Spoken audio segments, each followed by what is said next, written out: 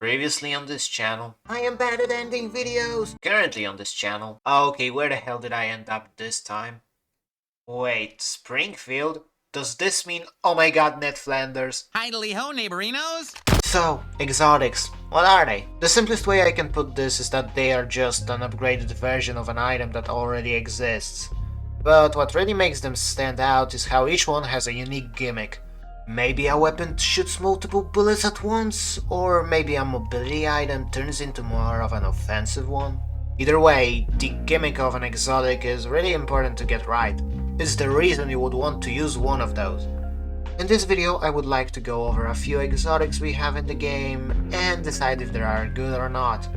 I will mainly try to see how they do on their own. By that, I want to see if they could work if they were thrown back into the current loot pool.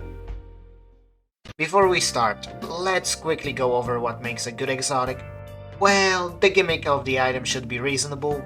If the gimmick feels overpowered, then there should be a drawback to keep the balance, and if the gimmick feels weak, then the item should be strong enough to make up for it. Also, the gimmick should force you to change up your playstyle, at least a little bit, because in my opinion, that's what makes using exotics fun in the first place. And no, giving a weapon a huge stat boost isn't a good gimmick. In some cases it might work, but most of the time it's just Epic being lazy with their design. And another important thing is the way you obtain a specific exotic, but in this video it doesn't really matter. Almost forgot to mention this, but this is just my opinion, you don't have to agree with any of this. Well, first on the table is the Lawless Slap Cannon. So this exotic is basically the bandage bazooka, but instead of bandages it shoots slap splashes. Honestly, great! It combines an item that is weak on its own and combines it with something that makes it a viable option to consider. Getting 20 health as well as the slap effect sounds amazing, because in each game you'll be carrying some form of healing and movement anyway, but eventually those things run out. So having an infinite source of these as a single item feels like a huge lifesaver. Well, yeah, it takes up 2 slots, but that's a decent way to balance it. Wait, what do you mean it's not infinite?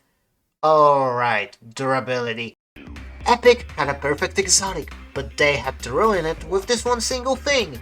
If I remember correctly, you only get like 25 uses out of it. Yeah, because the item taking up 2 inventory slots and having a 15-second use cooldown wasn't enough. Epic, you had a very similar item, just as Chuck Cannon. Basically the same thing, but instead of the slap effect you had the low gravity one. It didn't have durability, and everyone used that, but this? Yeah, no one did. Why? Because durability exists. This could have been the perfect exotic, but it just shows how a single factor can completely ruin an item. If I had to be honest, I never really liked bows. The idea behind them is cool and all, but they aren't for me. With one exception, the grapple bow. God, I love this thing.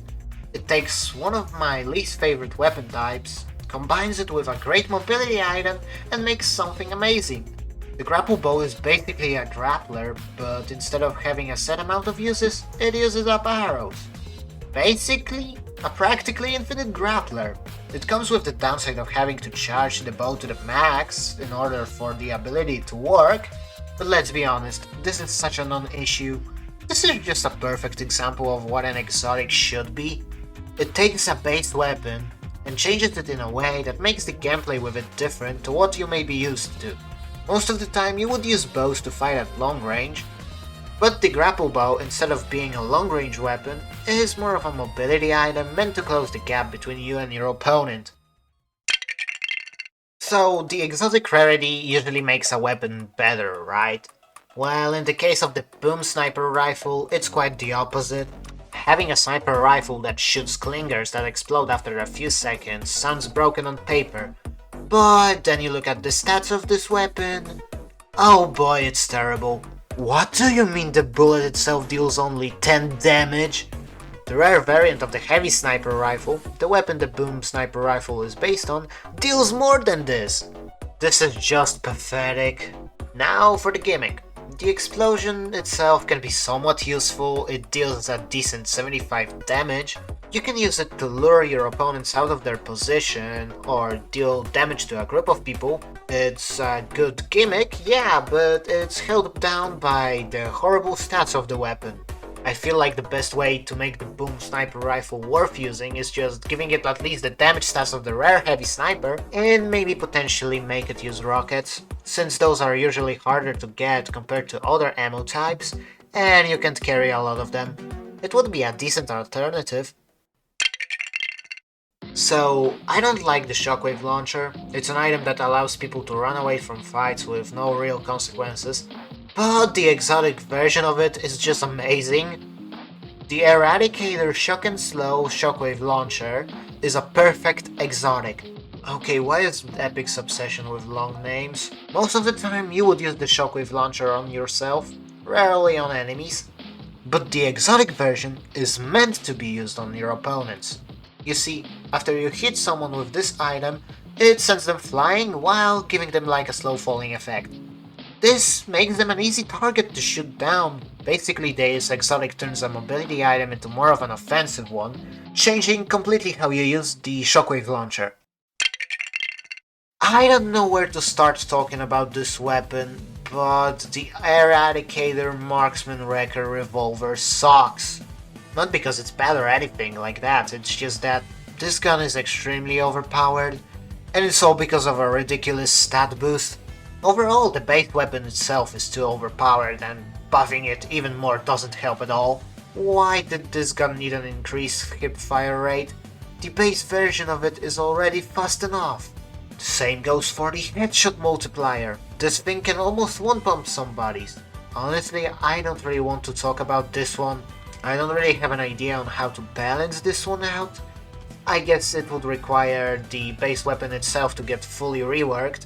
Since this feels like a long-range shotgun, maybe the exotic could have a scope instead of those stat boosts. Actually, a scoped shotgun sounds interesting. Now, out of all the shotguns introduced in Chapter 6, the Outlaw shotgun is probably my favorite. Yeah, it does have a huge bullet spread, so you really need to use this at a very close range, but when you land those shots, oh boy does it hurt. Now, what if we remove that flaw? Well, that's what the Unstable Young Shotgun does. Basically, when you hit your opponent with the first shot, it pulls them towards you. It doesn't change that much in terms of playstyle, but in this case, it works well.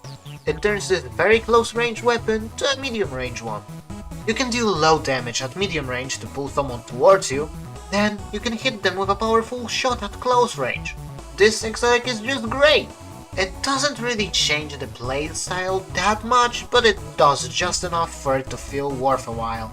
It just shows that even a small, simple change can make for a good exotic.